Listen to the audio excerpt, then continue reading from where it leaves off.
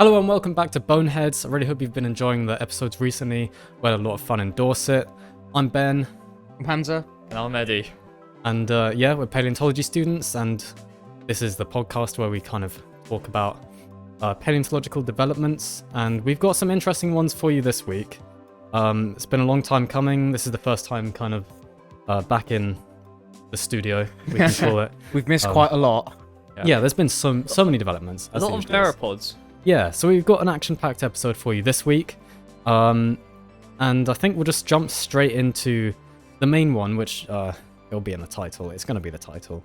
So, yeah, I think it's safe to say... Are you as smart as a T-Rex? Well, we're going to find out. and I think it's safe to say that this thing has been driving you pretty insane for the last month. Very much so. I've been working hard to get lots of good notes on this so I can properly present this and go through this for you. So, because it's on the screen?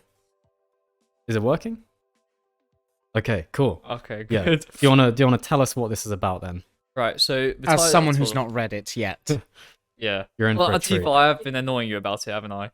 Yeah.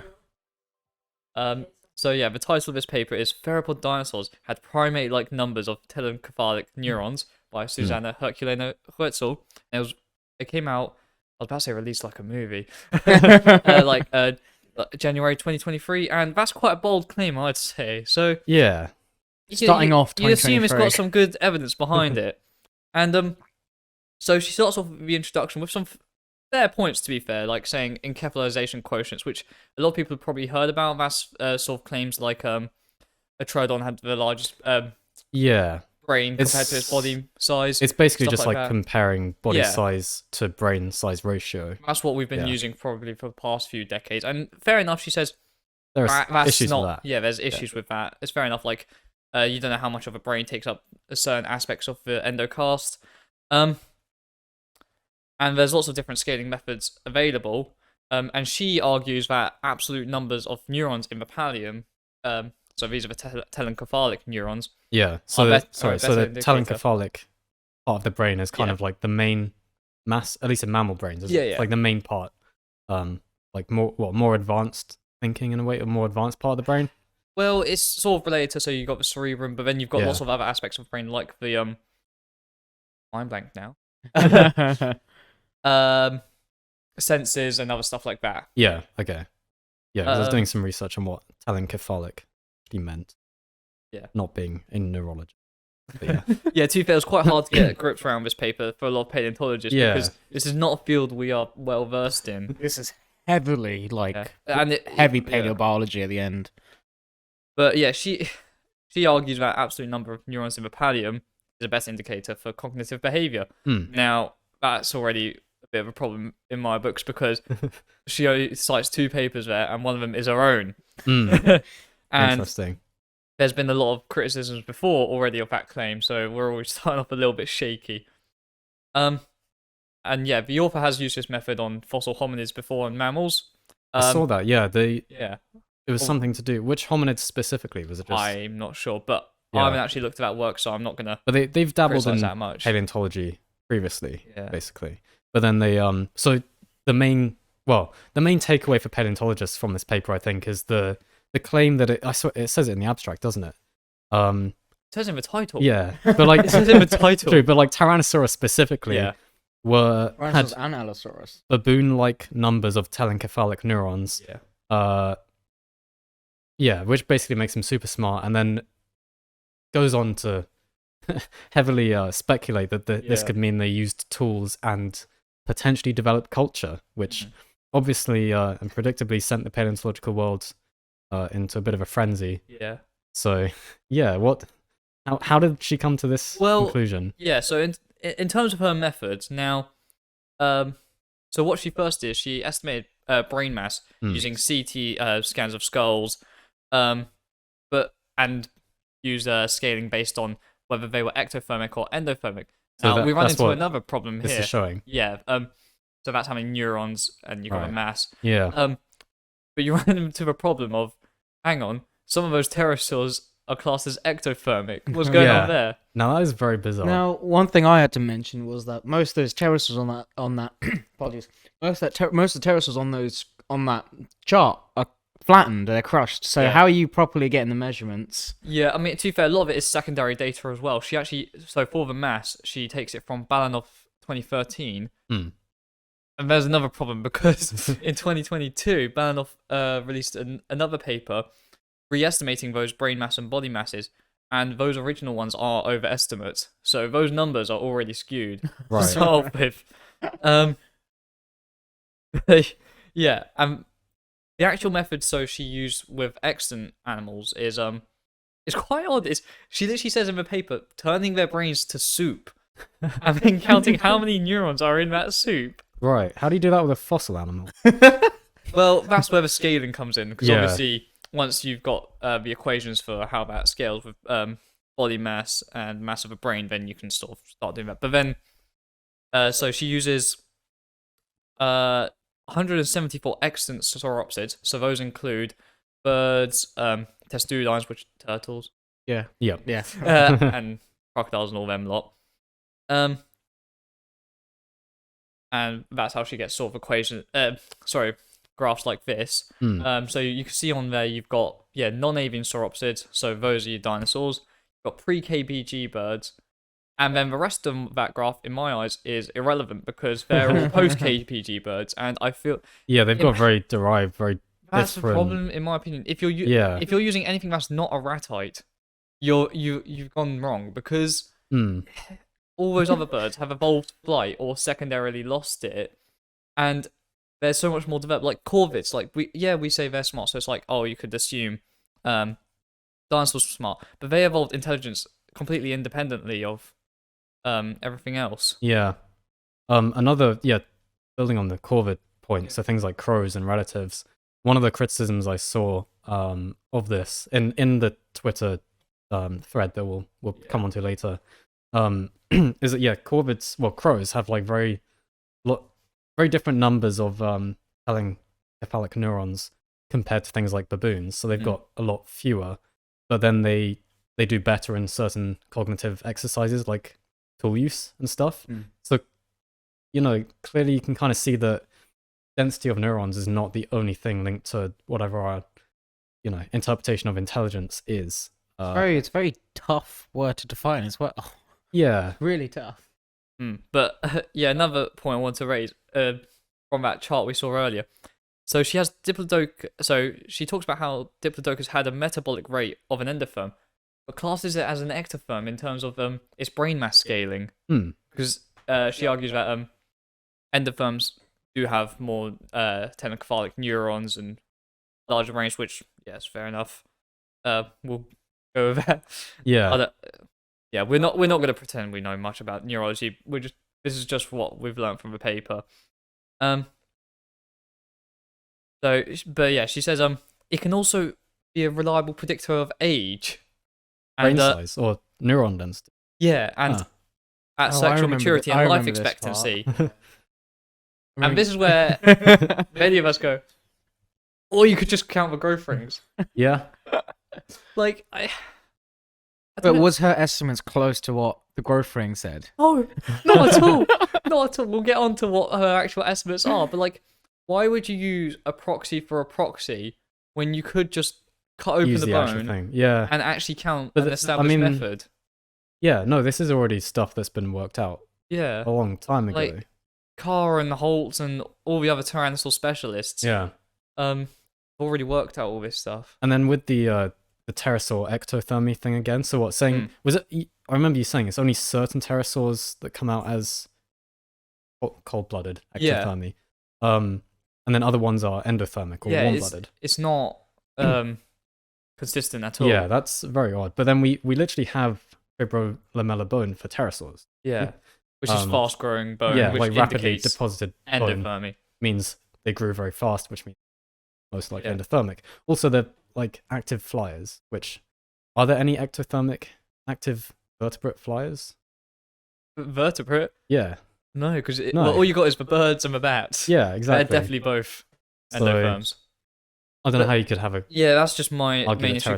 You can't compare modern neo-avies too much with dinosaurs because they split off so long ago. Like, you think what?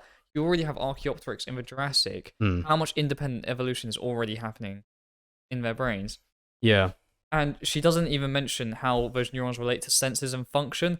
Like, that's the word I was missing. Olfactory bulb. Oh yeah, yeah. The size of the T-Rex olfactory bulb is huge. It takes up like a huge portion of a brain, like 20 to 30%. It's Yeah. like what So, you like- could easily cut off a huge section of those neurons. Yeah, a lot of the neuron density that she's talking about go into are in the olfactory bulb. Yeah, so rather than then- it being, say, intelligence, more Yeah, it's other things that it's doing. It's other it's senses. got so many neurons to identify all And the then fine senses it's I remember got. seeing in the thread again that like baboons don't have very large olfactory No. bulbs. Their neurons are doing other things. Yeah, So exactly. not really taking into account the different purposes. Yeah. I feel like it would have been better if she tried to sort of cut up the brain like proportion wise into its different Yeah. sections. So like, okay, this much of it is dedicated to the olfactory bulbs, this much of it to eyesight, and then see, okay, how much is left for cerebrum and like actual Yeah. intelligence related sectors of the brain.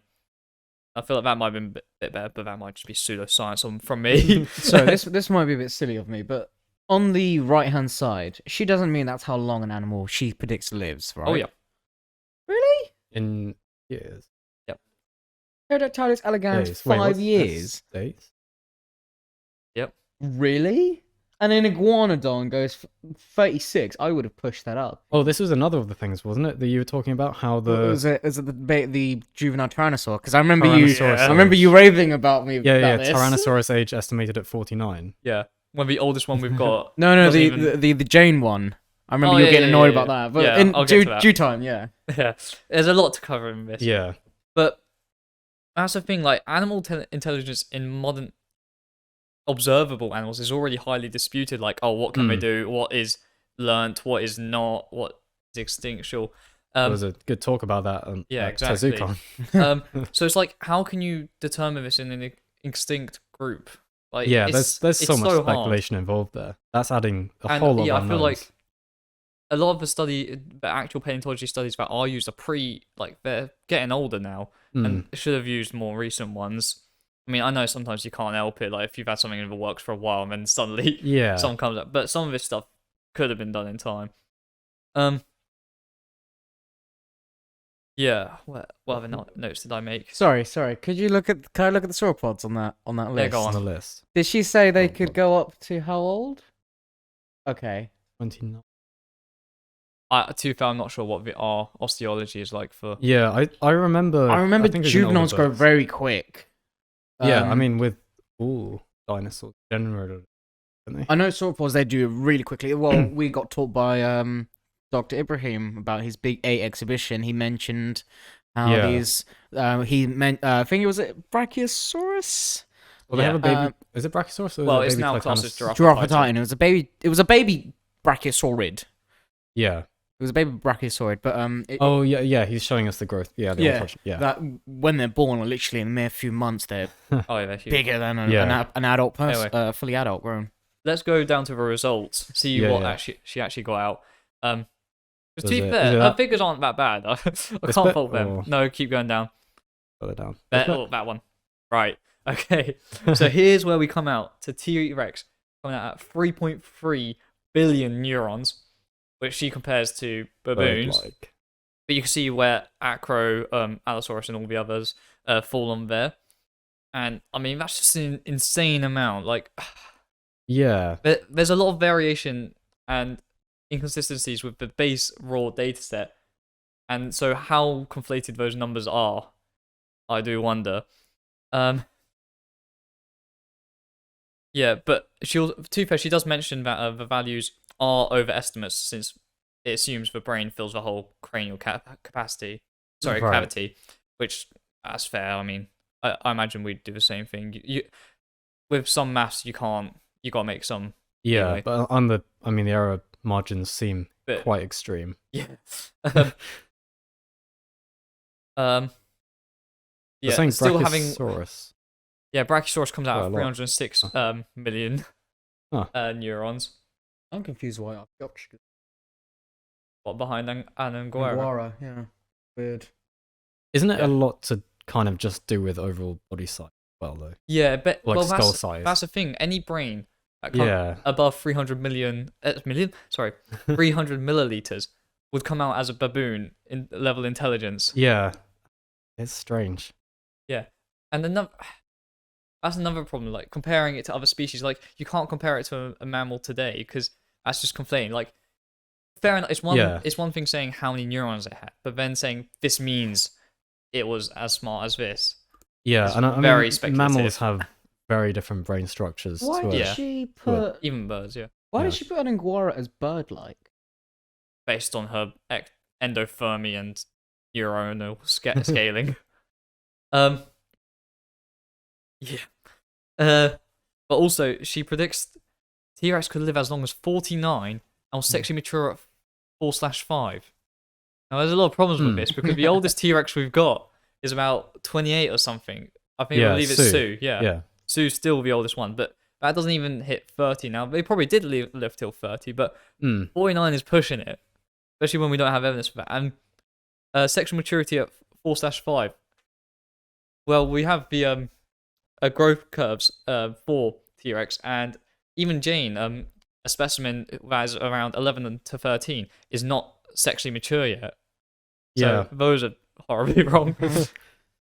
Yeah, that's the thing. The paper starts off decent, and then it starts making more and more assumptions, and more starts becoming speculation Yeah. I rather think than actual. it's an interesting thought experiment. Yeah. And maybe just not something to have been seriously published, Yeah. especially without. So you say there was no like consultation with paleontologists. That's all. another problem. There's no Yeah. paleontologist on the paper at all, and no consultation was made at all. It was And published in a neurology journal, which means Yeah. like nothing I against did them, but see- they would not have the sort of I did also see that extra apparently knowledge behind dinosaurs. the author is one of the editors for the journal as well. So, Really? Yeah. I did not see that. Oh my lord. So that's yeah. Well, I mean, not to. The thing is, in neurology, in the neurology world, Oh yeah, she's contributed she's done a lot of work there. It's just strange to kind of Yeah. overlook all this previous paleontology work and kind of. where other people. Well, I don't know, because it's it's science is all about collaboration. If there was some Which she did one collaboration with here. paleontologists, Yeah. that'd have been great. This could be a really interesting. You study, mentioned so- was it Carr who or Holtz who? I'll get onto yeah. his tweets Yeah. because he goes more on about the osteology because that's what he's done a lot of work on. Very good. Then, well, yeah, we don't know about neurology, but yeah, it's just but it doesn't mention at all how much of that could be dedicated to sensors at all. Not even like Yeah. I'm not sure like stuff could be done with that. Just nothing at all on sensors at all. Like not all of those neurons are dedicated to actual like intelligence, whatever we're gonna class that as. Like if T-Rex really did have the senses that we believe it did, like one of the best eyesights ever to exist, some of the best sense of smell to ever exist, you would have needed a lot of neurons to finally identify all of that. Yeah, and histology and osteology are much better indicators for ecto and endothermy than trying to work out something from an unknown and an unknown. Like it's not going to be a good proxy. yeah, at all. When we already have them, odd. like I understand, like it's nice to try find another method, but in this case, it does not work. Especially when the estimates are coming out this differently. If they were coming out, if she was comparing them to the established methods, seeing how they come out, then maybe we could have had a better argument. Yeah, so I just wanted to find the bit where I remember reading this when it first came out. She does talk about tool use and culture, which Yeah, is so, those are heavy words to be thrown around. Is this showing on the screen? Basically saying that the present findings invite the speculation that theropod dinosaurs such as T-Rex, with even more telencephalic neurons than modern tool-using and tool-making corvids, had the biological capability to use and craft tools and develop a culture like modern birds and primates. That's a lot to compare. That's a big statement right there. Yeah. And another of the criticisms again I saw is the fact that it's still debated among like primatologists today whether you can classify like chimpanzee society as having Yeah, culture exactly. and stuff, but Culture is a heavy word to throw around. yeah. So when you've got like very little evidence for it in extinct animals, is this really like a serious thing to suggest? Yeah, it's just like it's one thing to have gone through and like done the neuronal calculations and presented those numbers and been like, okay, fair enough. Some inconsistencies, but we can work with that. But it's then the claims underneath that have been pushed. I do not agree with, and I think are quite dangerous. I was looking at the reference list, and the first two I saw was just of her. No, wait, the first. Oh, yeah, oh my gosh, there's quite a lot. The But reference again, list she is has her. yeah, she has done a lot for neurology. Which is fair enough if you've done all the work on the subject, but also it would have been nice if there were Oh, here we go. There's a paleontology input. Brusati. Is that Wait, what was his one? The birds. origin and Diversification of birds. Yeah, I don't see. And I that remember many going paleontology. through her Twitter, and she did actually comment on a reply that maybe they could have uprooted trees to make spears. And we had a little thought experiment about that, didn't we? Where now you would find that in the fossil record if a tyrannosaur would have wood fragments lodged in the teeth. I don't think that's preserving. no, You're finding if you like think an animal isolated. this big, now we know a lot of stuff is rare, but there would be microwear patterns. You would if they were find doing it. something that we was would have not found it by now. breaking Yeah. bone. What animal now uproots trees to use as a weapon or use as for fun? What animal Well, does that now? elephants do it, but not for weapons. They just do it They because cut it's in down their trees. way. Yeah. But it's insane. Yeah, I feel like while the evidence would be rare, there would potentially be strange microwear patterns on tyrannosaur teeth that Or- would. You know what? Coming to a paper we're going to cover later. Megaraptorans. What were they doing with those massive arms? We'll cover that see, paper that's in a better. bit. They've got all that musculature and these huge arms. Maybe Well, that's what they were T-Rex doing. wasn't using theirs. No. The Imagine trying to, Megaraptorans could you holding imagine? spears. Yeah, Could you imagine a tyrannosaur picks up a tree, then drops it and tries to grab it with the arms? It's like, I can't read. Yeah, no, I think that's just no, it would definitely. that's not science. That's so much speculation. Yeah, and then putting the mammalian growth curves on a dinosaur just does not work when we have them You should never established compare already. a modern day animal to Well, something no, as it's- far back as that. It's to an extent it's, but again, as Dr. Ibrahim said Yes. the other day, this is like taking these are very different animals to anything alive today, and then this is taking kind of modern assumptions and applying it to extinct animals, and then just running away with that Yeah, in the idea. sense It of would have been- culture and Yeah, it would have been so stuff much like better that. if there was at least some consultation or collaboration with. Yeah, that because afterwards she tweeted like, "Oh, wonder what paleontologists think of this," but it's like, where was this during the process? exactly. Where was this during the process? Yeah. Well, I mean, hell, You didn't need a massive list of paleontologists like some of the. Holtz even said, so with her growth curves, you've got T-Rex spending like 40 years as an adult, but even though his growth curves say it spent most of his time not as an adult. Yeah, it really would have benefited Yeah. so much from having. So, but in some terms of paleontologists. pushback from this, Kai Kaspar actually had really good Yeah, Twitter sorry. thread Do you want about to take this. this off screen for a second? I'll find Yeah. the thread. Yeah, I've got some notes written down from it as well. Yeah. Because he actually said amniote neuron density decreases when brains get larger. So that's already a discrepancy with modern animals. Yeah. And the fact that there's huge error bars in. Oh, you're still signed in as me. That's fine. It's not even as you. Yeah, That's a- dangerous. Okay. I Back on. just hijack the Twitter. Yeah. So Kai Kaspar, zoology lecturer in Germany. Germany? Yeah. Yeah. had a That's very what good thread. So yeah. What were you? Yeah, and I was just saying the amniote neuron density one where Oh my gosh. yeah, so there There's you a go. lot. It's very good.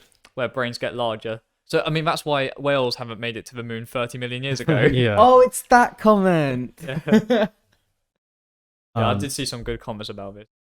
Didn't someone comment like that on your YouTube when you? I think so. Yeah. Yeah, we saw No. that comment on your comments. Yeah, I did see some good comments, so I did have to write them down. Gosh, did she respond to it? Ah. She didn't respond to this. Oh, I don't know if you responded to it. Maybe. Oh, talking about you were asking earlier about turtles. Are turtles smart? I wrote down this quote. So the author implies that animals with equal numbers of telencephalic neurons think alike. So quails and pig-nosed turtles have similar Ugh. numbers of neurons. I fail to recognize any obvious cognitive resemblance. So, yeah, is that they're doing different things, aren't they? Yeah. Again, it's like the Many neuron. different uses for those neurons. Yeah, I won't pretend to understand this sort This of is thing, but it way seems like past it's my. Also, very close this to my claim, head. like, we don't think T-Rex was dumb. It is probably a fairly intelligent animal Oh, I told you. But it's just, yeah, Yeah.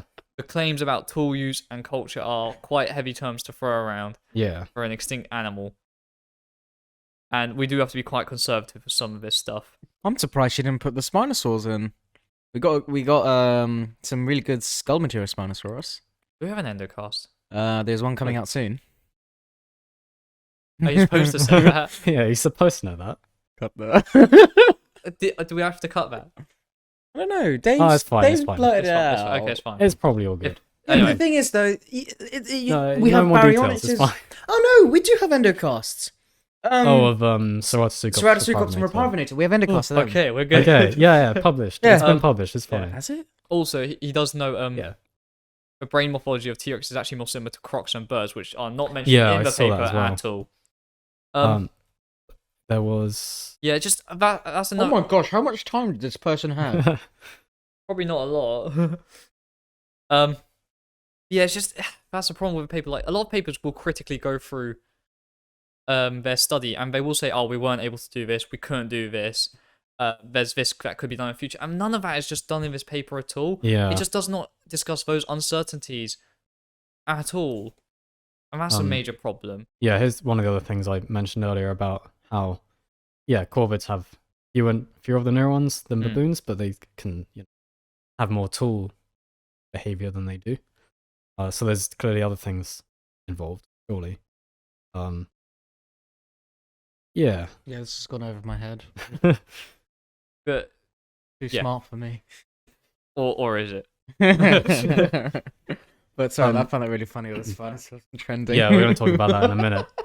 But yeah, so And yeah, pterosaurs are endothermic. That is just an established thing. yeah, that's so bizarre. It starts off wrong, and I think where this paper would have gone better is if it started small. Like it tries to cover all dinosaurs, even though it does state in the paper that clade specific equations and scaling should be used separately for dinosaurs, considering how Yeah. diverse they are. I just had an interesting thought. I would love to see that paper with pachycephalosaurids.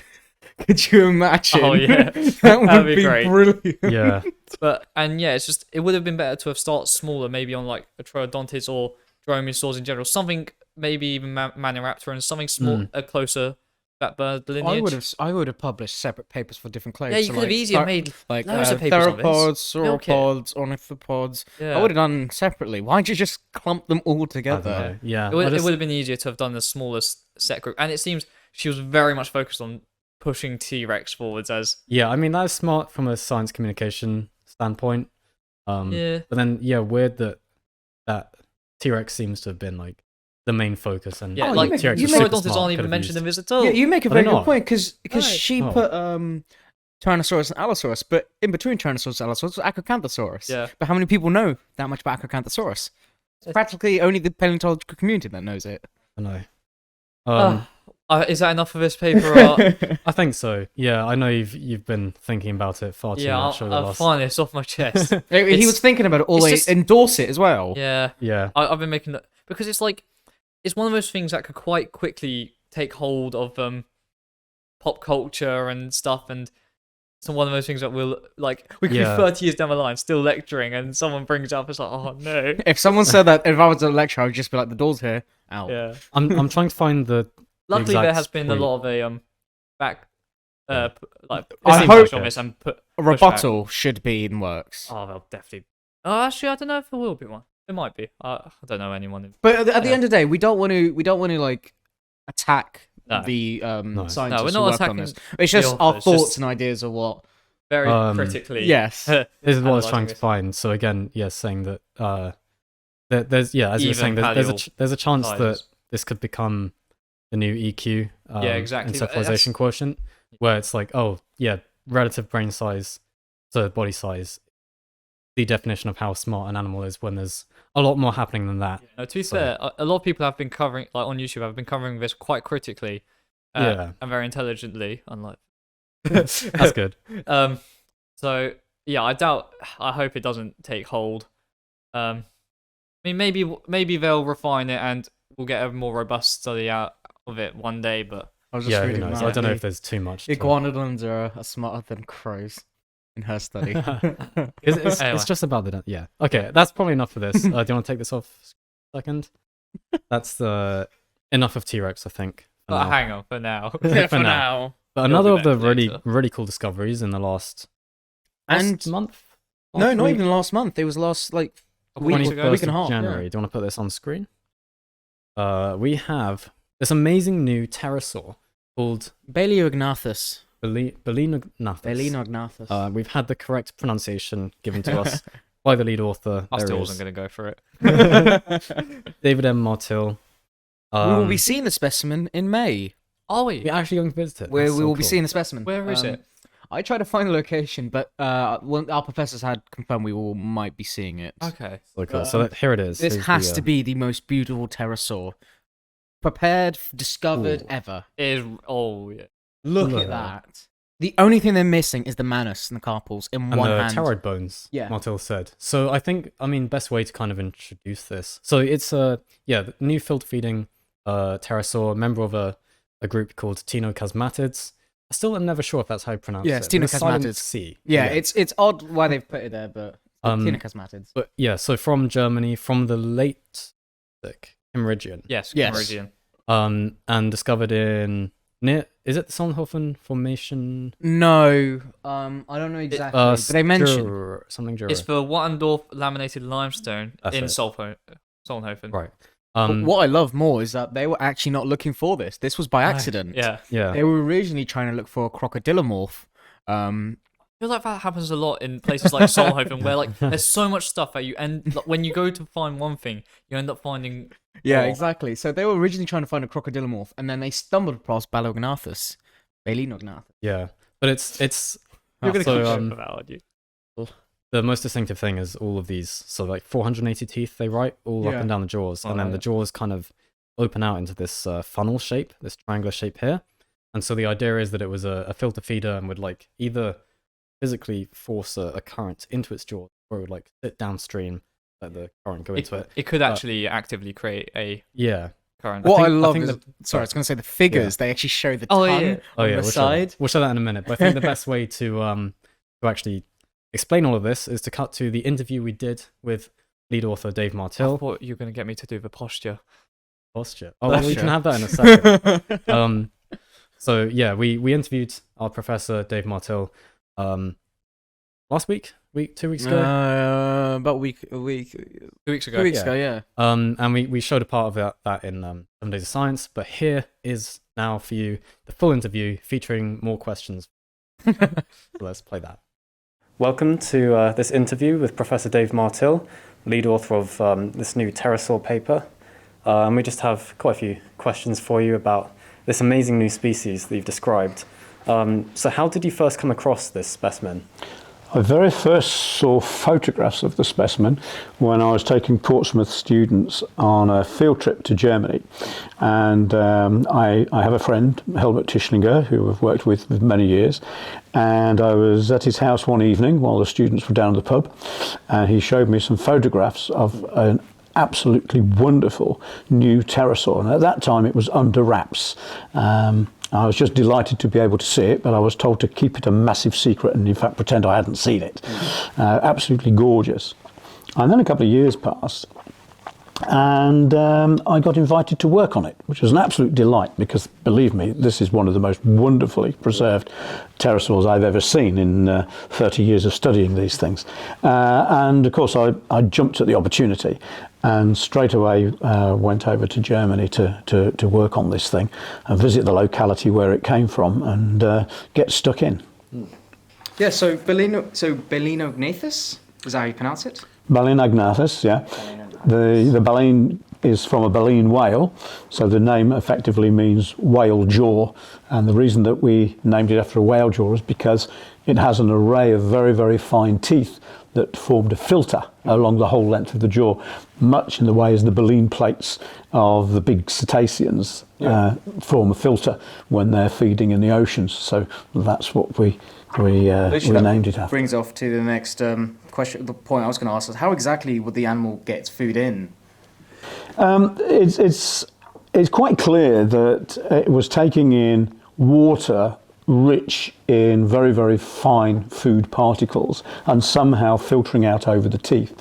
What we found with this particular animal is that the upper jaw and the lower jaw on either side are lined with many, many hundreds of fine teeth. I think that there are more than 400 teeth in the whole of the jaws. Now, interestingly, that the teeth are really very, very closely spaced. There is not much of a gap between them. The jaws flare out anteriorly, and the jaws are truncated. So rather than being like a spoon, as if you'd cut the end of the spoon off, and there are no teeth at the end of the jaws. So there's a big long jaw, comes along like this, lined with teeth. It widens open, Y-shaped, and then there are no teeth. So the idea is that this open-ended part of the jaw acts as a funnel, and water would be brought in along the jaws and then squeezed out over this array of very, very finely interlocking teeth. How do you get the water in? Well, the animal presumably either moved through the water, walking upstream perhaps, or passively sat in a current and simply let water flow into the mouth. You could imagine that in a tidal flat, when the tide is falling, water is often at a pace coming down little creeks and things, and you could sit there and just passively filter feed. Yeah. What you have to do, though, of course, is you have to squeeze the water out over the dental battery. And so what we think is that the shape of the lower jaw was sort of kind of like V-shaped, fitted into a cavity in the upper jaw. And if the animal was dabbling like a duck doing this, it would act as a pump. So if you had water pressure coming in, filling the buccal cavity with water laden with, small fairy shrimps or ostracods or what have you, if it then kept doing this, an oscillation with the jaws, that would, provided the pressure wasn't too high, squeeze the water back out the front end again, it would squeeze the water through the gaps in the teeth. All the tiny particulate material would then get caught up on the teeth. And the cool thing is that these teeth have got a little hook at the end, which would also help catch small prey.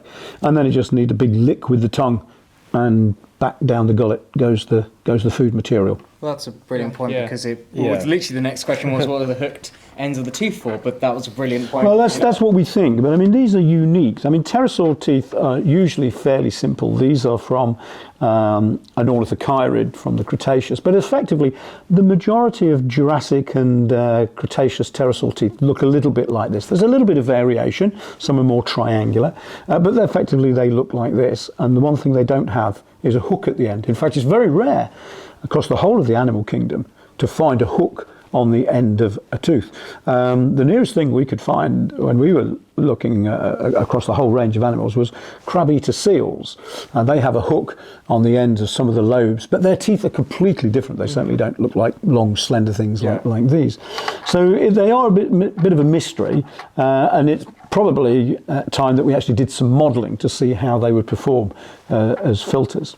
So it's a very, very unique animal because of this very, very bizarre jaw morphology and a bizarre dentition.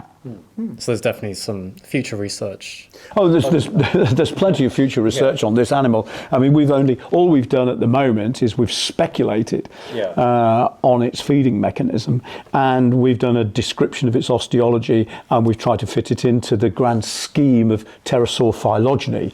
But of course, you can do lots and lots on the nature of how this thing was locomoting either in the water or on land, or particularly in its mechanisms for feeding. So we have lots and lots of things still to do with this animal.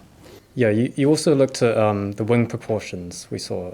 So what does that mean for its ecology and how it... Well, it's actually very, very difficult because nobody's ever seen a pterosaur fly.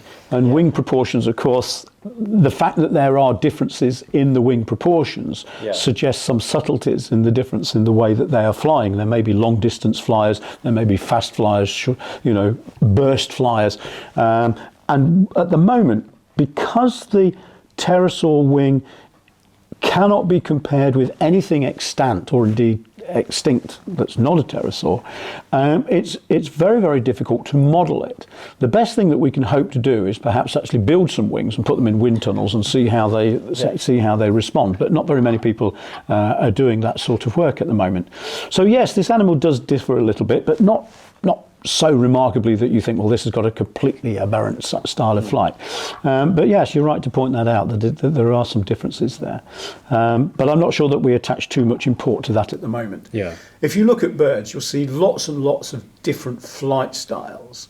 Compare peregrine falcons with swifts, and then with some of the big lumbering birds that barely flap away. Yeah. Have you ever seen an Andean condor?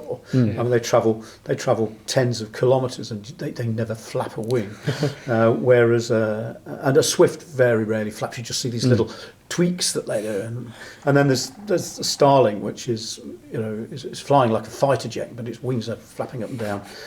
So yes, these proportions are meaningful. Yeah. But at the moment, we don't know how meaningful. So you noted that this is like the earliest Tenochasmid, it being Kimmeridgian in an age, but it's already like fairly derived in the sense like it's got like 450 teeth and it's already like actively filter feeding. So there's probably definitely an earlier Tenochasmid ancestor, but what should we sort of be looking for in them? Well, you're absolutely right. It's a highly derived animal. There's more Tenochasmatids known from slightly younger strata, from the Solnhofen limestone, for example, which is Tithonian in age. So add another 5 million years or so to the age of Balaenognathus. But there are some hints at Middle Jurassic Tenochasmatids. We have described some material from a deposit known as the Stonesfield Slate, which occurs up in Oxfordshire and yields things like Megalosaurus bones and things like that. And we have a tooth from there which really does look like a Tenochasmatid tooth. And we have some bones as well, which we think are from Tenochasmatids. So it's quite clear that the group has got an origin that is earlier than late Jurassic, because we've got this diversity in the late Jurassic. We also know that the group persists into the early Cretaceous, because Pterodaustro is also a Tenochasmatid with remarkably long teeth. So what would we be looking for? We would be looking for long, slender jaws, bit of a spoonbill at the end perhaps, and an array of very, very fine teeth. Why we haven't found them? Maybe we're not looking hard enough. So Tenochasmids are a very weird and unique group. And this locality, one of the first sentences you say is it's like the richest locality for pterosaur diversity. So are they actually as weird and unique as we think, or are we just missing a lot of that diversity and ecology from other sites? It's an interesting question. Pterosaurs are best known from what we call fossil Lagerstätte, conservation Lagerstätte, where the remains are preserved in really, really good condition. We do have other sites where they're preserved in bad condition and we still have high diversity. For instance, the Kem group of Morocco, a mid-ish Cretaceous age deposit, has lots and lots of broken pterosaur bones, and although they're broken, they're still bizarrely preserved in really good condition, at least at the histological level.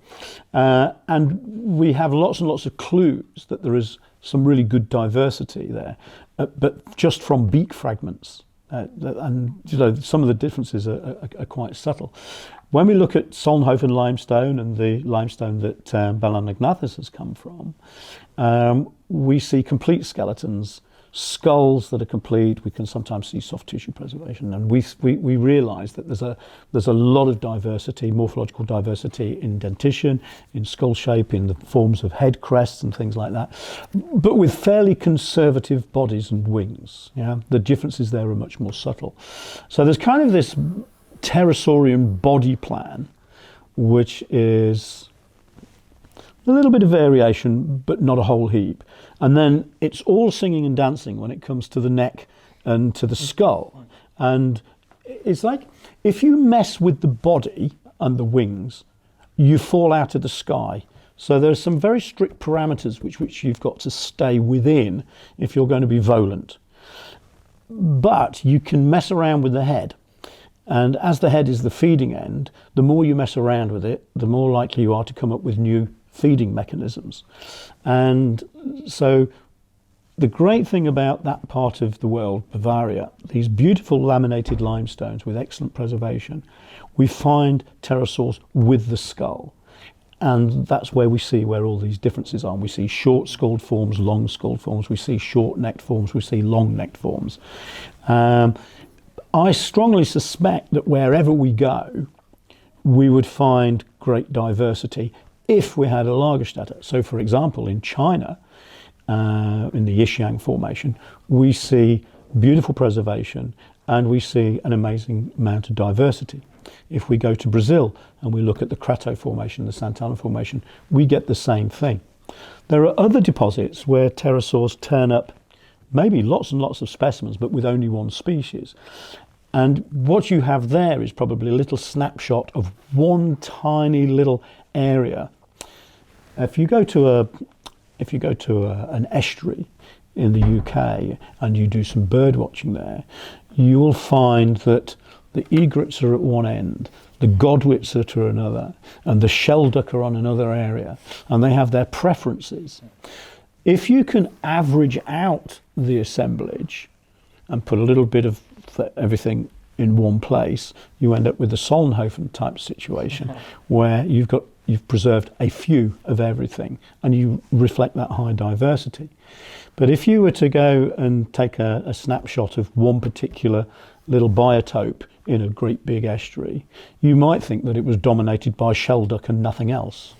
So it's very, very difficult to try to understand the nature of diversity in any one environment. The Kemkem river system in Morocco, at the moment we have identified something like 9 or 10 different taxa just on the basis of small fragments of jaws that all show significant differences to justify putting them in distinct genera. But there are other deposits where pterosaur remains are just simply so rare that, even after 200 years of collecting, we've probably only got a few isolated bones and they're indeterminate. So there is so much more to do, and it's always a really, really good excuse to get out in the field and go looking for some more fossils. Yeah. I had one more question. Yeah. So this new pterosaur is nearly fully complete. I noticed that you said that there was a few bones missing. Was it in the hand? We're missing the pteroids. Missing the pteroids. So what was interesting was, if it's nearly fully complete, so how do you think this animal would have died? I think it stopped breathing. It's very difficult to determine the mode of death when a carcass has been preserved and it's in near perfect condition. I mean, if there was a nice big bite mark in the middle of it and it had the jaw shape of an ichthyosaur, I would say that when it came down to land on the water, an ichthyosaur came up and took it. But the specimen is just absolutely perfect. And so we could speculate as much as we like, but until we actually find some smoking gun evidence, like a tooth embedded in the carcass or something like that, we really have no idea how it died. It could have been that it was in a shallow lagoon and there was a toxic algal bloom and it simply, died like all those animals die when there's a red tide on the west coast of Africa or something like that. The skeleton is just absolutely perfect, and it also doesn't seem to show any signs of decay. It looks as though it died and very, very quickly got buried, which is also remarkable in itself because the skeleton is pneumatized, and so the carcass likely would float for quite a while. So I don't know why it didn't float. I don't know why it sank. More stuff for research. Yeah, definitely. So thank you so much for taking the time to talk to us here. I think My pleasure. Can agree it's a really amazing pterosaur, Yeah. one of the most amazing ones. One of the most beautiful pterosaurs ever rediscovered. Absolutely. I mean, even the CT and X-ray scans, those images were really nice as well. Yeah. The whole thing is just an absolute delight to work on the specimen. Could you imagine another specimen that has like a head crest, like a display structure? You could tell the differences between sexual dimorphism if you could. But they're on the males. This is a female. We could maybe. Yeah. Well, thank you so much. Okay, my pleasure. And thank you for answering our questions. That's Cheers. Professor Dave Martill. Okay, so I hope you enjoyed that full interview with Professor Martill. Now, Eddie, show us how Balaenognathus fed. No. Do it. But Something like there's that. more like, well, because if you show the image, it's like. Oh yeah, I'll find it. Hang on. I don't think the camera Wait. saw that. Oh, can it not? Wait, let me Do you get wanna the grab image his up. camera? It says dabbling duck, so would it make like a noise like? Oh, he did say dabbling duck. There we go. Oh, that's how he did it. He did. Yeah. Yeah. Oh, yes. So it's just like. For everyone, that's for the everyone water. wondering why Dave is wearing his jumper Oh yeah, slash there's so many sweater comments wrong. about that. Now let's clear this guy. He's wearing his jumper slash sweater wrong. It's because he's broken his arm. So he's put it in a. Have people never seen a man with a broken arm before? Everyone was so Well, confused. he's hidden the sling. Yeah, but it's like that's what you because you can't put the clothes over. Yeah, So, okay. yeah. No, Yes. to be fair, I always had mine over. But like You're a just weird. jumper over it. I don't know. Yeah. So Dave broke his arm. Boss hunting, actually. Yes, fossil hunting. Trying to find a fish. Not worth it. Slipped down a slope, but Yeah. that's why he's got his arm in a sling, and why he looks like he's a one-armed. Yeah, the break. Pirate. You showed Pirate. us the X-ray of the break. Horrific. Yes, it did. It That was. so bad. Oh. Yeah. He's doing all right now. Yes. Was there any more comment? I think You just wanted there to are a lot talk of about the skimming because Yes. Oh, okay. skin We feeding. need to clear the skies about clear the Okay. skies. Clear the About skies. oh, it had a wingspan of 1.17 meters. I'm just sticking that in there. nice. 1.7. A large guy. 1.17. Is this bigger than Jark's Gaskernak? Yeah. Oh, Yeah. is isn't it? I swear thought it is. Jark had a fairly large. I thought Jark was between I don't know now. Jark's Gaskernak. Did they? I thought Jark was between 2 to 3 meters. Oh yeah, Oh, 2.5 look at to that. 3. I'm on Yeah, it. you're right. I'm on it. Wow. Yes, but there is ideas that as mission might be they didn't base it off on the right. Oh, because it's Ramp based for on... Rincoids. Yeah. Oh no, I'm going back to that one. Oh no. Oh no. Get rid of it, quickly. Okay. Please bring that figure up. The This. different pterosaur beaks. Yeah. So we were just going to go into. There were a lot of comments saying, could this animal not Jaws. be a skimmer? Which is another mode of feeding that's been suggested a lot in the past for Ashdarchids, the giant. Well, probably just generally in terrestrial general, stalkers. for pterosaurs. Yeah, Ramphrinkus as well. I think that's actually Yes. portrayed in Walking the Dinosaurs. Now the thing is, so proper skim feeding, so not just like dip feeding, I think is the actual word Yeah. for where it's flying Do you along. want to show the bird? Water's, I'm gonna Yeah. get that in a second. Water's surface is there. Animals flying along here, like just bends its neck down, plucks fish out. That right? That's dip feeding. Mm-hmm. I think that's. Didn't know We're that was keeping, coming out. keeping that in. And then okay, so true skim feeding. True skim feeding is like where you drag the lower jaw in the water, right?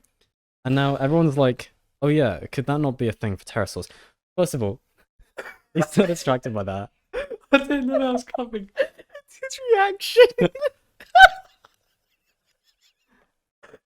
It looks like a tooth. Okay, He woke this, up on the wrong side this of the is bed. like the only truly skimming bird alive today, right? That it's looks called like, a, you something know, you a make in skimmer. Photoshop. Do any pterosaur beaks look like this? I don't think so. If we found one that looked like that, it'd be pretty cool. And it's like, yeah, that's a skimming animal. But Is it because of the force This is what they do. that when they're Yeah. skimming it would yeah, break it would, their it would jaws? break their jaws and break their necks. Oh, but look, yeah. there it is. That's so cool. It's not loading, but yeah, that's what they do. So it's called ringcops. Ringcops, yeah, African skimmer. yeah. I think there's a few different species, That's Ah, so nice. cool. but yeah, like But it does look good in documentaries, though. Yeah, it does. true. But this thing with all these Yeah. teeth and like It's the not doing that. bowed out jaws, that's not a skim feeder. Come on now. Tongue. I did see people like comparing it to flamingos, which I mean that's sort of what they're suggesting anyway, right? Just the filter feeding in Yeah. general. But obviously, you know, it doesn't. I don't I've think seen a flamingos flamingo have jaw. that propulsion to push water out on the sides, because that's the idea with Balaenognathus, is that it could push water between the teeth. Yeah, it's called active rostrogular pumping. Yeah. Yeah, I've but got also, those. you know, I don't think there are any pterosaurs. Well, I mean, there's pterodactyl. Yeah, It doesn't have a Pterodactyl jaw Pterodactyl it's is the not one an that's image. referred to as a flamingo. in a way. Yeah, like Yeah, all the You know. Paleoart has it as a flamingo, don't It's they? always good. It's amazing though. flamingo jaws are so distinctive and they're bent like this. I don't think there are any pterosaurs have. Well, I mean, you know, Balaenognathus To be fair, specifically. Not gonna. I think the most Exactly like interesting thing about this specimen is the actual teeth itself. Oh, like, yeah. Yeah, so we the got some hook- figures of the that. hooked cusplets. It's It's so strange. I can't think of any vertebrate with Well, that like that. Martill did say, and I put in the video when I was editing it, crab-eater seals. Yeah. I was going to ask him that, But as like he was saying. they're so elongate and like. I know, yeah, thin. they're not this shape, but so No. these kind of enlarged. To be honest, I'm not a tips. huge fan of that figure. Just the way it's been highlighted, it doesn't look. Is I it feel like it maybe should have. highlighted? I think that's just a natural I think color, it's isn't the it? flash. No, there's definitely an camera. extra. Oh, is it? That's Extra. difficult to tell. The banding was interesting as well. Was there? Yeah. There was Yeah, there some was. comments It was. about that. It's not a water directional banding, was it? It was. No, it might have just been preservational, or was it growth bands? I'm not sure, but If Yeah, you those- have time, those I books are honestly really odd. recommend reading this. oh yeah, Doesn't he recommend that? Not recommend. Yeah, doesn't he suggest that maybe they interlocked? And Yeah, or at least, so like, that the jaw didn't definitely- actually open as wide as it probably could. Yeah, they said it kind of restricted it, but yeah, crab-eater seal teeth. Wow. I've seen these before, like in museums and stuff, and I was going That to is say to him actually weird. crab-eater seals, and then he brought them up. Because that's really the only other. Well, they said the only other teeth in a vertebrate they could find that had curves, but obviously, again, very different structures for these. Yeah. So there's definitely some extra work that could be done around those. Yeah, Yeah, he did say in documentary that there was more to be done. Documentary interview. interview. Yeah, there was more to be done on this. definitely a pterosaur. lot more. The figures are really nice. Don't get that away from me. You wanted to go on the rostrum one, didn't you, Hamza? Yes. Oh yeah, is that done? Comparison between all the well. Oh, most you of the had some Pinocasmids. criticisms of this. Yeah, I did, and I It's don't know just- if I want to say because I don't know if they will they will attack me. Nah, For this. go on. He's not watching all of this, So, probably. so one thing I had is Oh, that no, the this- Jurassic pterosaurs are called the so Sorry, let me past sort this out. past the Jurassic, you have pterosaurs. They are called the Monofenestrata group, and that Hmm. means they have one hole opening. in Yeah, so the antorbital fenestra Yeah. and the nasal, two separate holes. Yeah, so the one. opening becomes thinner and thinner and thinner, and then it opens. But there's a good transition of pterosaurs showing that. Yeah, I'm very confused why. I think that the detail. So basically, this stuff isn't particularly accurate. Oh no, but the thing is, openings. Balaenognathus, I'm very confused why it has a monofenestrata in the Jurassic. Now that has been seen. I might be getting my information wrong. I'm just remembering what I've read. There could be some pterosaurs with a monofenestrata opening, but I'm really confused why. Aren't they? The pterodactyloids. Yeah. Type it. Yeah, monofenestrata. There you go. What? No, wait, no, sorry, that's Morganopteridae. Does it? It's where pterodactyloids do have the. Yeah, so you So can see it's in run for fine. you can see in Pterodactylus coqui, Yeah. antiquus. There is the bridge in between. No, it's like gone though, because it reduces. There's like a small bar in between some. Look up monofenestrata. Just revising. Huh. Second year, paleobiology here. It's unranked. Yeah, it includes pterodactyloids. Oh, yeah, really? yeah. So it does it is. include It's the pterodactyloids. monofenestrata. Okay, That's okay. what I thought. Okay. See that? Okay, that answers my question. I was very confused when I Yeah. first See, saw because that it's figure. not connected. So you it's the can see where- rhomphorhynchoids that have them fused. They're not monofenestrata. The Darwinopteridae. Yeah, non-pterodactyloids are generally Okay, generally yeah. have the partition. Anyway, yeah, really cool pterosaur. Totally unlike. Yeah, well, The and other it's the ones? earliest Tenocasmid, isn't it? Yeah, that as well. So you kind of alluded to that in your questions. That's really weird because if it's the earliest Tenocasmid, it has such a specific, specialized jaw compared to the other. Well, yeah, that's what I was asking, wasn't I? Like, okay, there's definitely something that's going to be transitional between that highly derived animal and a more just Yeah, generic 'cause that's- pterosaur. Another, we were having this discussion when we were thinking of questions. Dr. Martill, Professor Martill. Professor, yeah. And we're saying it's like, yeah, the Tenocasmata is like showing here some of their diversity. If this is the earliest one, then already that's like a very distinct lineage branching off. They're already all doing their own different things. Because Um, you can see in Plateorhynchus, Gnathosaurus, and Tenocasma, they practically almost have similar jaws. Their teeth structures are different. I mean, the jaw shapes are. Yeah, the jaw Very shapes are almost different. similar, but that could just be that could just be a simplified version of But this yeah, I mean, if skulls. Balaenognathus is the earliest one we know of, then clearly there's a whole lot of even older diversity we don't know of yet. I think Martill did say there was something from the Stonesfield slate that was potentially an even older Tenochasmatid. So the even earlier Jurassic rock from England. There might be even older Tenochasmatids. Platyrincus is from Dalston. Yeah, I think we looked that up, didn't we? Platyrincus, I think it's in the Dorchester Museum. That's cool. Yeah. In Isn't some that very specimens. different? Yeah, we had this discussion. Yeah. But there's a very different shape. Was there anything else you wanted to add about this? At the end of the day, Balaenognathus is probably the most weird pterosaur we've seen so far now. It's a really amazing discovery, and the fossil is just unbelievable. How did it die? I think it stopped breathing. That was good. He Well, got that's he still got you going, good still there. breathing now. The typical answer from Dave. All right, you want to take this off screen? It's always you. It's always me. Why is it always me? You're the one that always asking for weird questions. But at the end of the day, people want to know. There's a Could question. it swim?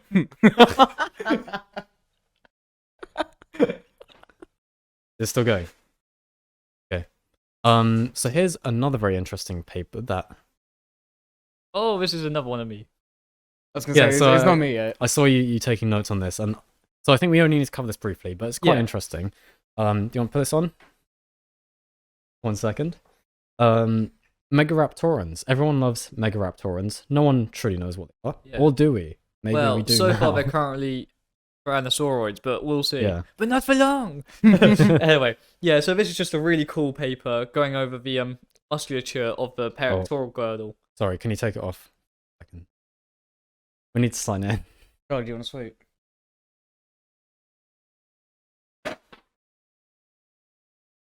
Missed it. It's right next to Eddie. Chaos in this studio. No, not So we got this Megaraptoran paper, Yeah. reconstructing the pectoral girdle and forelimb musculature of Megaraptora. So Megaraptorans are this kind of enigmatic group of theropods.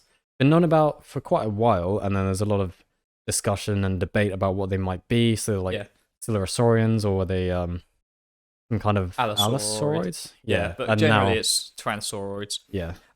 Yeah, this paper just basically goes over the forelimbs and the pectoral girdle and goes through and looks at all the features where the muscles would have attached. So like the delta pectoral crests, any sort of like epicondyles and tubules, stuff like that. There we go. And generally finds that like while Megaraptorans don't like highly sort of deviate from carnivorous dinosaurs, they have a lot of unique specializations which allow them to have extremely like strong extensor and flexor muscles. Yeah. But reaching out like this motion, really good. And they actually had this was really interesting. I think the best takeaway from the paper was they actually had some of the best range of motion in any like dinosaur, like excluding birds and paravians. I saw that in your notes. That was really interesting. So I know it's been known about for a while that with Australovenator. Yeah, Probably is that most well-known Megaraptoran? I'd say yeah. Probably. But there were studies on that kind of like biomechanics before that used its arms a lot, like sport. Yeah, so it could protract the humerus subhorizontally, but not posterior to vertical. So it could go like that. Yeah. Thing. Down. Yeah, it could go down. That's really cool. So yeah, I saw in your notes and in the conclusion here they kind of say like they don't know what they're doing, but presumably it's prey capture of some sort. I mean it's definitely something very unique compared to all the others because like they do compare to obviously more traditional carnivorous dinosaurs. Yeah. And obviously it's nowhere near like to the same extent. Their muscle attachment features are much more reduced. Where theirs is like they're huge compared to other carnivorous dinosaurs. But also because they were looking at like more basal forms to derived forms, you can actually see like the evolution of the trend. So you can actually see the more derived forms do have more robust They're becoming muscles. more reliant on whatever they're doing with their arms. So could they be using spears? Most definitely. We need more. We need to count their imagine a neurons. dinosaur need to- running around with a spear. Considering they like had a this. high range of motion, maybe they could go. Yeah. Oh, that Could you Oh, imagine okay. grabbing a dinosaur's they're tail doing. and throwing it? yeeting dinosaurs. That's what the horizontal motion was for. The follow through. Right. Yeah. Yeah. I mean, they weren't very good at like retracting. Mm. No, retracting. Sorry, protracting's that one. God, Oh, learn all look at those. this. Oh, yeah, these are nice. Oh, this figures. is You got oh, some nice, based largely on Australian drawings of data. it.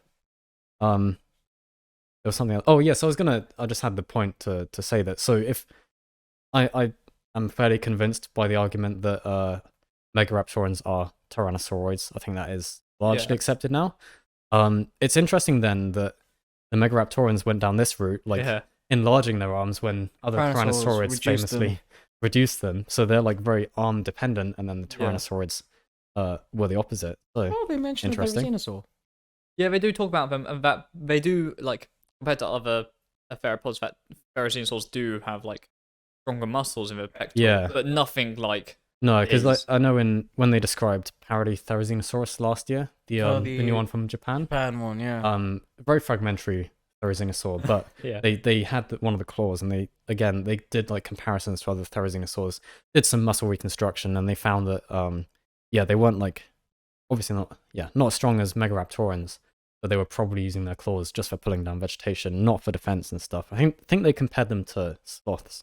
Huh. So yeah, Yeah, see, I wonder what that first digit is doing, because like first and massive. second digit are pretty large, especially the first one, Mm, and like it could. I mean, yeah, they could just be grabbing, but I wonder if it is like I spear don't know, holding. No.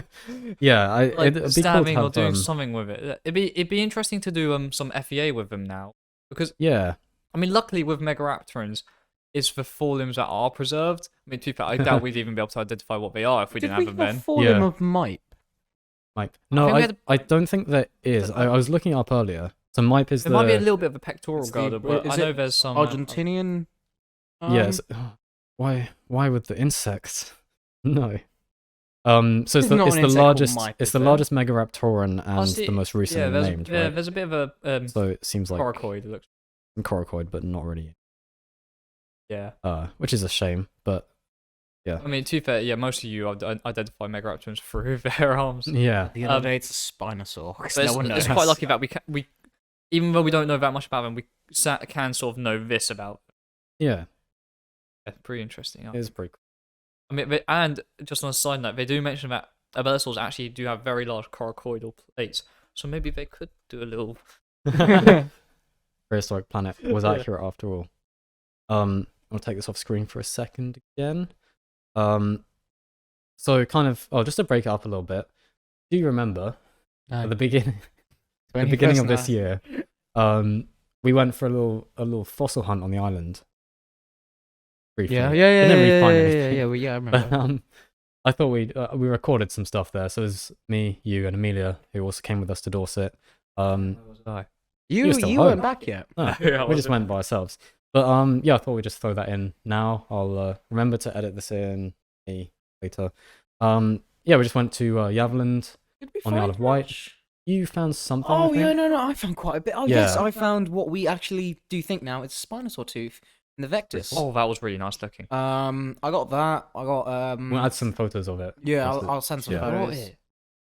Yeah, I didn't know we were adding this. Yeah, I kind of forgot that we did this because Oh. we didn't film too much. There's like I don't know, like 10 I minutes. found worth of footage. 2 plesiosaur teeth Yeah. as well in the Vectis. So my plesiosaur collection is getting a bit bigger now. Nice. Yeah, let's play that. Okay, so we're here on Yaveland Beach. And we're doing a little bit fossil hunting. Hopefully you can hear this. So famously exposes the early Cretaceous aged Wessex Formation, as well as the Vectis Formation. Now we haven't been here in a while, and interestingly, it's actually all very different to what we're used to. It's very slumped. So like all the cliffs have kind of slid down a lot with all the rain and stuff recently and the storms.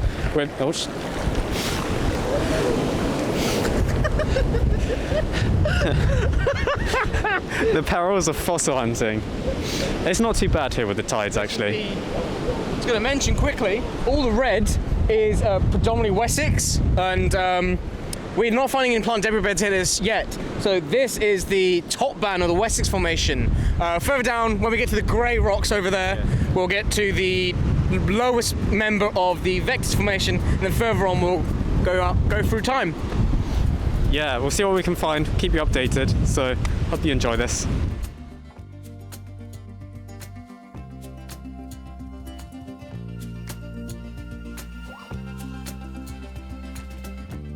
So this may look like a random big rock, but funny enough, you need to have a keen eye when it comes to fossil hunting. This actually looks like a dinosaur footprint. You got one, so this might be where the back of the heel was, or it could be here, but it's 1 toe, 2 toe, and 3 toe. So the Wessex Formation is incredibly famous for their dinosaur footprints. So Yeah, it could be one, we don't know. Hanover Point.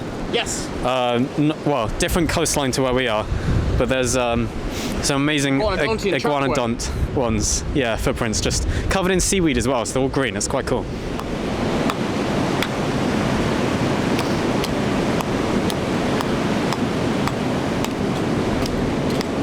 Nah. Nothing in there. Nope. We've got some really quite beautiful bivalves here. In the Cowley's chine member here. And all the way down there you can see the chalk, upper green sand, gold clay, lower green sand into the Vectis Formation. Yeah, those are really nice.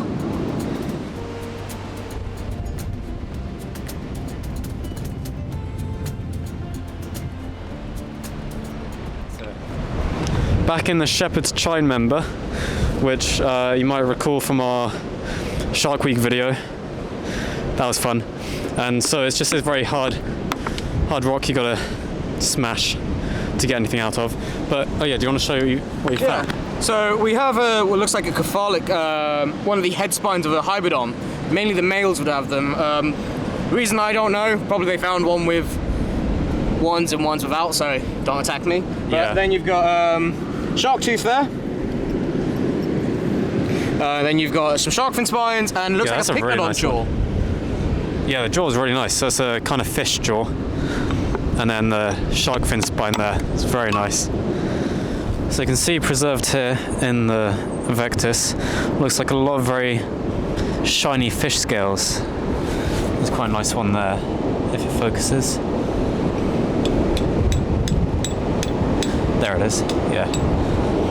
And yeah, you find these quite commonly in the Shepherd's Chine. Keep searching through all of these slabs that have fallen down. If I swear then I'm sorry. Okay. Can I borrow your hammer instead of me? Yeah. My hammer's too My flimsy. hammer's very He's preparing. I thought we were doing stretches or something.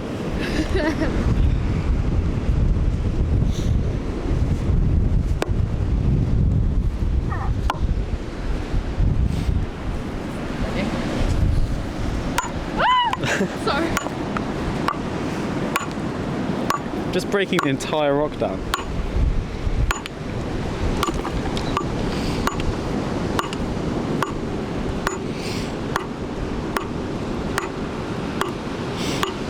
This may take some time. Yeah, why are you doing it like that? Why don't you go from the other side? My bag has a flat chisel in there. I could work around it. Okay, so I'm going on a little bit of a side quest here. Going to a section called the green sand, the lower green sand, and then possibly up into the upper green sand. And it's well, it's good for invertebrate fossils, but there have also been some marine reptile finds there, including ichthyosaurs. And I do like ichthyosaurs, so gonna go try my luck. Not expecting to find much really, but it'll be interesting to see what's there, because I haven't really searched in this place before, so I'll let you know how that goes. Looks like a burrow or something preserved there. Pretty cool.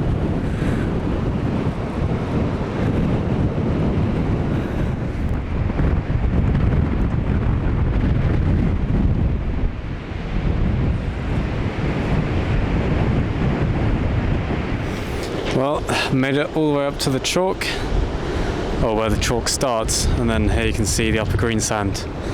The boundary between them will be somewhere in there. This is quite different to the kind of rocks I'm used to fossil hunting in. It's interesting. You can see why it's called the green sand. Oh, I've walked quite far. Probably turn around now, head back before it gets too dark. So it's a fairly long walk, but the cool thing is that as you do this, traveling back in time throughout the Cretaceous, because as you can see the chalk cliffs behind me, they're deposited in the later Cretaceous, and then the closer we get past these very nicely coloured rocks all the way into the Wessex Formation, you're going into the early Cretaceous. So it's pretty cool. It's a bit like time travelling as you look at the stratigraphy of these cliffs, but it's still just a bit of a long walk.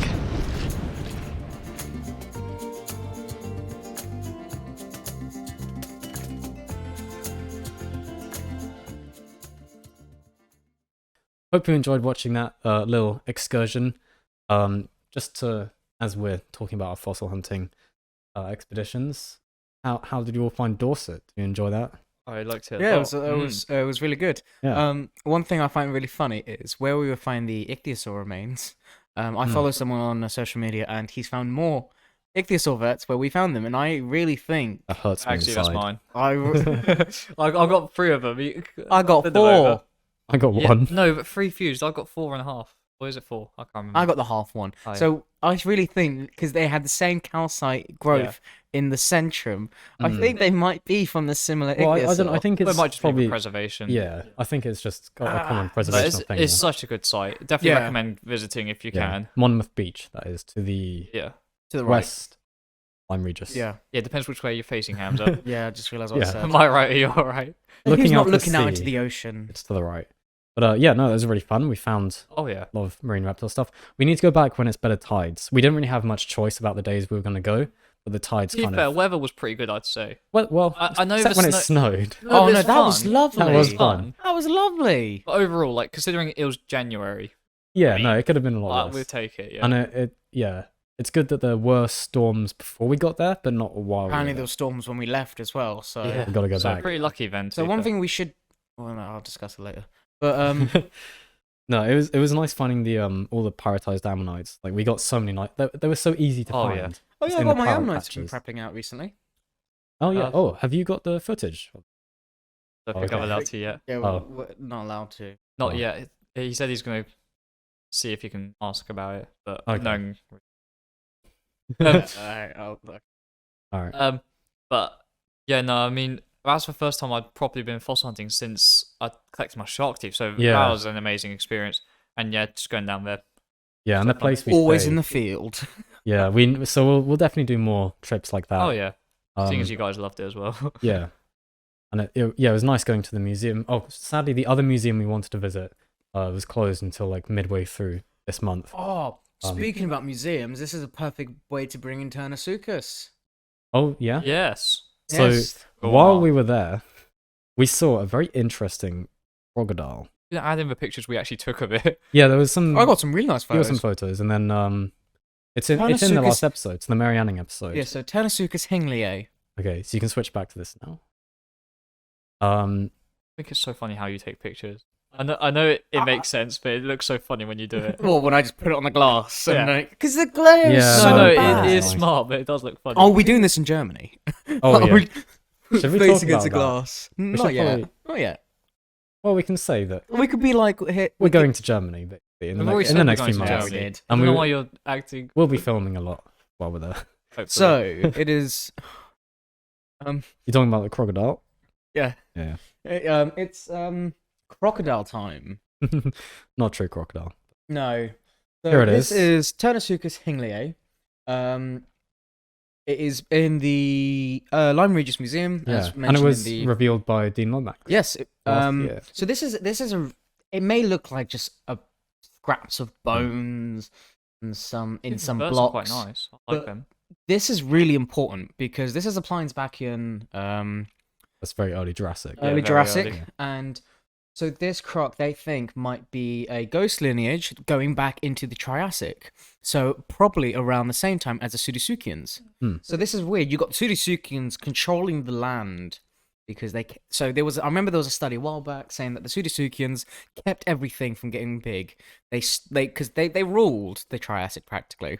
And then they think this We're goes just gonna forget like all the Triassic dinosaurs and synapsids. Yeah, but yeah. But like you can like what I mean is like Rajasuchus, like Yeah, no, they were very large. big animals. But one thing that's amazing about Turnersuchus is that rostrum. Yeah, some teeth in there. Yeah, so you see that Or top teeth openings. Oh yeah, you got alveoli. Yeah, you see the top photo, top right. On. Yeah, that's the suture, the other jaw. Okay. Cool. But what I was saying was that it's an early diagnostic thalattosuchians. Yeah, so do you wanna- Thalattosuchians. Yeah, explain Thalattosuchians. Yeah, so thalattosuchians are the marine crocs. They are the true marine crocs.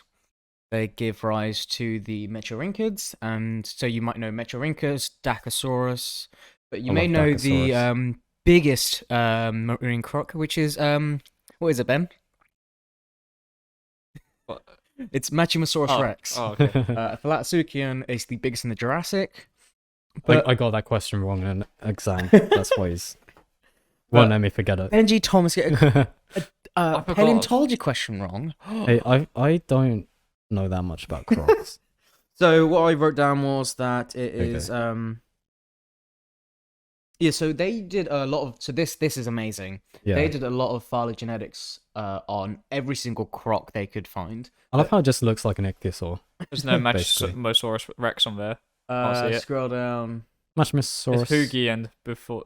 No Rex. Jesus Christ, those names are not. Hugio and Hold- Buffetti. But Buffetot. That's a paleontologist. why? Yeah. Something, yeah, okay. Buffet, I can't remember his name. But anyway, what I was saying was that the phylogenetics put this thing into a ghost lineage to Thalattosuchians. Yeah. So this means that there might be a ghost lineage in the Triassic. It would make sense. Because Well- this thing is so similar to Plagithalomasuchus, the one underneath Turnersuchus hingley, and it's very similar to Pelegosaurus in the Metriorhynchid yeah. group. So they mentioned in the paper that these two crocs in particular look quite similar to Turnersuchus, and there was features in the skull that actually matched it. So that means that if these crocs are having similar features, there has to be something back in the Triassic, which is giving rise to these. So they say that oh my gosh, apologies for my pronunciation, the Cimmerian? Cinemurian. Cinemurian? Yeah, something like that. Yeah, so they think that they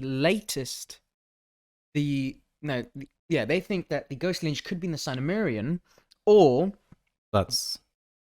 Oh, does it not have a timescale? no. Or have it done it? Oh, there is, yeah. Okay. It's a very So, thing up, but Cinemurian, very early Jurassic.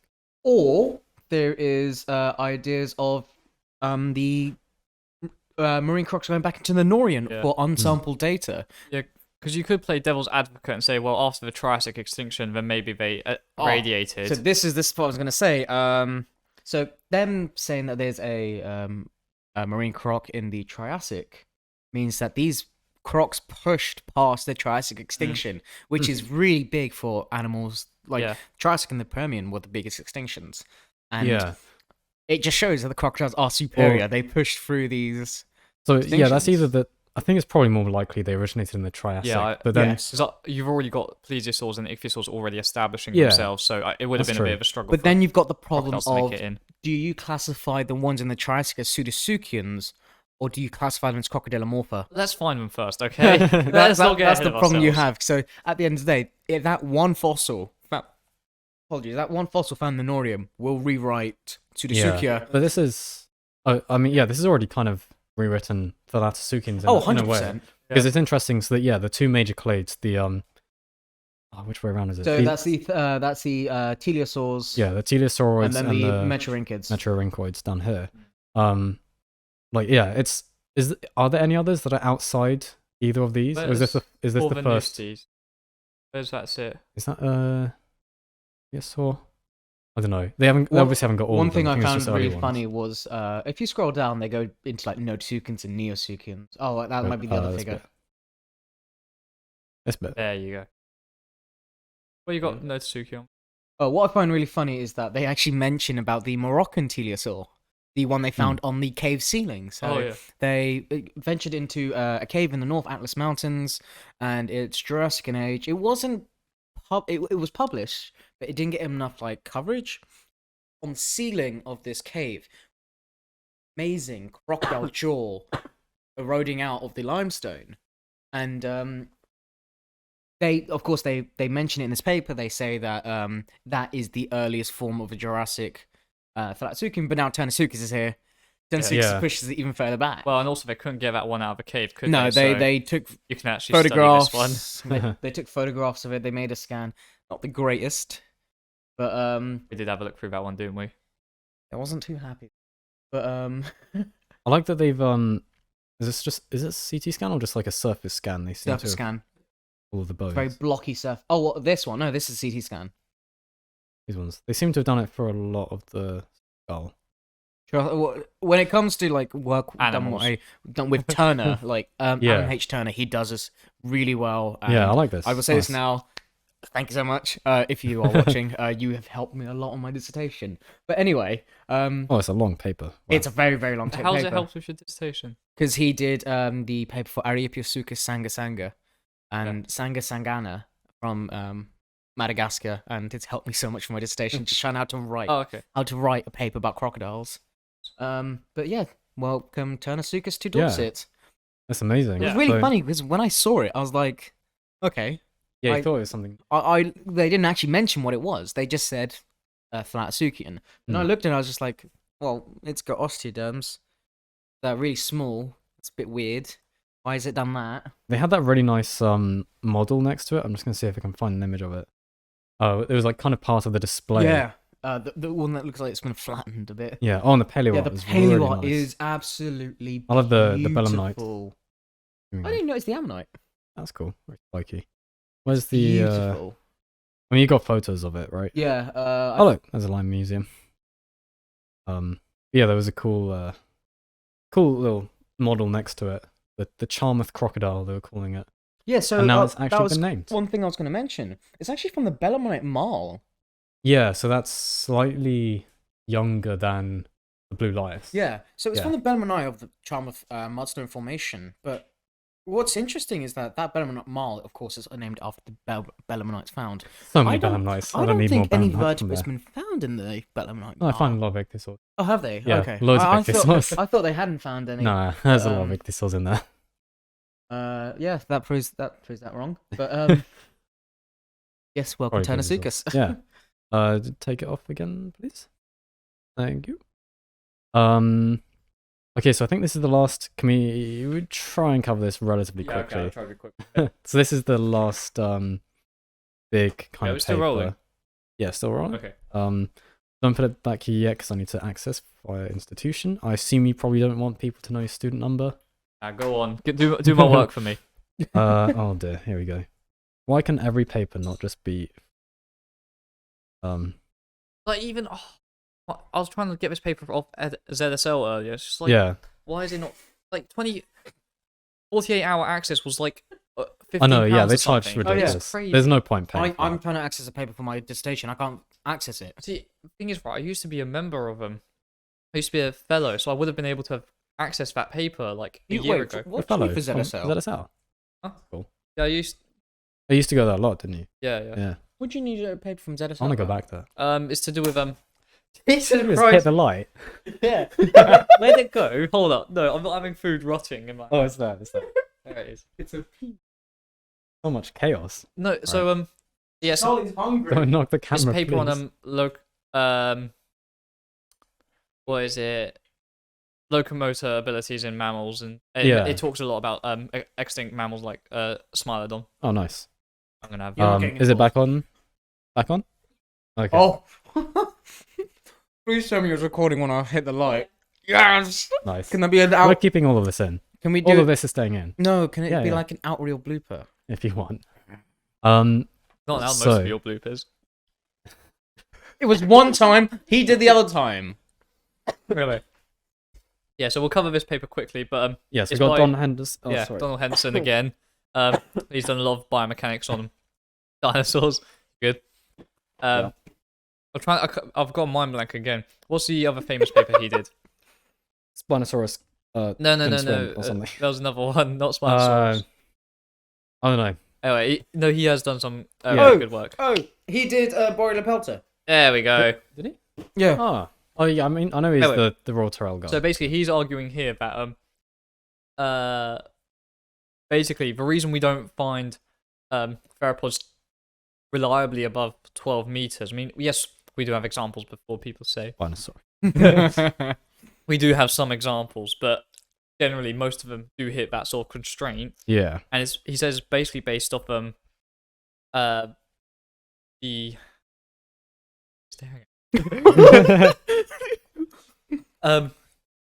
how much muscle area and associated force potential varies around the tail base And the sake. and the ilium. lateral area of the pelvis. How does that work for animals like Acanthosaurus when it has a massive sail? That's They were still able to do it. So it's to do with like the chorda femoralis longus, Which is right? basically the The muscle main- that drives theropods. the main locomotor Tail muscle, isn't it? Yeah. tail muscle in I know it's in a lot of non-avian dinosaurs and in some crocodilians as well. right? I've added it in my dissertation. Yeah, so it's it attaches to the femur and like to the base The of the tail. tail, yeah. Proximal end of the tail. And like pulls proximal the end leg of back. femur. Yeah. I love the arms on Yeah, so- Acanthosaurus. How much force can actually be generated by like theropods is restricted by the cross section of the tail and Yeah. the pelvis. Well, lateral area of the pelvis, not Oh, cross so section. it's the entire pelvis, not just. I assumed Yeah, it was yeah. just the ilium. Yeah, but it's No, the no. entire thing. Yeah. Right. Oh. Okay. And basically, it actually uses some fairly basic like physics with F equals ma, like force equals mass times acceleration. Yeah. Still, I can't lie. It's all right. We don't have to do this briefly. Um, But it's basically saying that like. Why does its neck so small? don't not worry great. about that end of the animal, Hamza. They're essentially saying like theropods are limited by how fast they can accelerate. Yeah, Right? so not accelerate like proper like zoom speed. We're Yeah. just talking about like actual walking. And, like Zoom in. Right. How they can. can walk. they actually accelerate? And it actually finds that like above 12 That's- meters, they might not have actually had the sufficient capacity for competent locomotion and balance because it requires Or like what's a it called? huge muscle mass. Yeah. to actually turn. Yeah. Especially, so it turns out theropods have a high rotational inertia. Like if they're turning on the spot like that, because they're so long, they encounter a lot of resistant forces, and so they need huge muscles to actually overcome that. And that's one of the main factors. They generally didn't get above So 12 Prehistoric meters. Planet got it wrong with Carnotaurus doing its mating dance. Oh, it Well, did it do can- some it's going 12. in circles. No, it's saying they can still do it, but they needed big enough muscles to do that. I mean, Yeah. although if you do think about Carnotaurus, it's got V-shaped vertebrae for Yeah. an even larger chorda femoralis. Carnotaurus is down here. No, that's Are they? Ceratosaurus. Oh, yes. Where's Uh, Carnotaurus gone? I don't know. In there somewhere. Yeah. Oh, there. Caesarstro. Yeah, they. Yeah. Yeah. Yeah. Although he does also argue that using this method, you could actually estimate body size if you've got the complete Yeah. pelvis. Oh, so I wanted that's to bring what this this up. is. So I don't know if you've looked at this. I have. You have. Oh, so I was gonna reveal to people yeah. Spinosaurus. Yeah. He does a the body length Maraxi- estimate. So for it turns out Spinosaurus. Maraxes didn't actually have a size estimate before this. The giga estimate is in line with established estimates between It was about 11.6 and 13.4 meters. yeah, it's about that. And then- And then Spinosaurus. Maraxes is given 10.2 to 11.6 Yeah, but at the end of the day, that's wrong. Well, Well, it makes you think, though. I love how it was. Sorry, yeah, it was Well, the literally thing the is, last. it actually makes you think that might not be a fully grown specimen. No, Well- it says the last sentence of the paper. I love Can't trust it. 10.4 meters by the Ibrahim et al. 2020. Is far beyond the range. So he estimates here 6.5 Yeah, to that's 7.3 meters impossible. for Spinosaurus. Yeah, It's not so And he fully says grown. highlights the composite nature of the restored body form. Also, it shows Spinosaurus is definitely doing something very different from these other theropods. And it's Yeah. well, especially if it is swimming. Okay. Calm down, people. Calm down. If it is swimming, it's under completely different forces than these other theropods on land. Yeah, and I think, I mean, I would love to see that chart with all the But Spinosaurids. something I do we quite can't really like accept this, about right? Like, is this is, it does use quite a complete data set because it only uses like pretty much complete theropods, so it can actually Yeah. reliably compare its body size and mass to yeah, I think the more area. than saying that Spinosaurus was actually very, very small, Yeah. it's just saying that we need more of Yeah. Spinosaurus again, which would be nice. Yeah, I think I'm it's, not saying it's that better to again focus because on I got attacked in the comments for that. I think it's better to focus on the size estimates for Carcharodontosaurs, which are quite nice, Yeah. considering they don't always have the best material. But yeah, no, it's just really interesting to think that they're actually constrained, not like maybe under their own weight as you might think, Mm. because they're actually really good at reducing their own weight with air sacs, which it does actually take into account in their models. Oh, that's good. But that is actually on whether they could actually walk. Yeah, like get Um, up to walking speed. Yeah, based on if they had enough muscle. Yeah. They had Maraxes. But it does, and that is interesting because then it makes you think like some of these large theropods, like Tyrannosaurus and Carnotaurus, have extremely large muscles. We know this, so Mm. they might have actually had some decent speed behind them. Yeah, that's another very interesting paper. Yeah, it's really. I started a bit throughout it, but if you do have a chance to read the paper, go ahead because it's very interesting. It's quite a nice one to read through and get a your head lot around. of like application of physics. Yeah. Cool to see. Even if I mean, okay. So I wanted to bring in Spinosaurus yet again. Oh god. Was there anything else you wanted to add? I kind of lost it now. Okay, no, it's I alright. lost that paper. Eddie needs hungry food. But we're just talking about Spinosaurus. What's happened to me? I used to just be able to like not talk about Spinosaurus constantly, and now it's happening again. Always here. Anyway, Oh, I that's saw. lovely. You can put this back on. Oh my gosh, Earlier that's today, really nice. I noticed. Oh that no, I don't like the title. Spinosaurus was trending on Twitter again. Still is actually. Look at that right there. That's funny on my account anyway. I'm gonna And get this later when I log in as well. I What think is this going on this with is the the reason for why hands? it's trending. What's going on with the hands? Webbing, you know. It's like a reverse Megaraptoran. No, ooh. But yeah, it was just an interesting thread. I only briefly looked at this, but they're basically saying, the Serino et al. 2022 paper, which we talked about in our big Spinosaurus episode, something is up with their model, and they're saying that the the femur isn't, at least in this model, it's it wouldn't be able to support itself It's on too two legs. short, isn't it? I think it's to do with the think it's saying it's cross-sectional too narrow. area as well. That's way Um, too narrow. Yeah.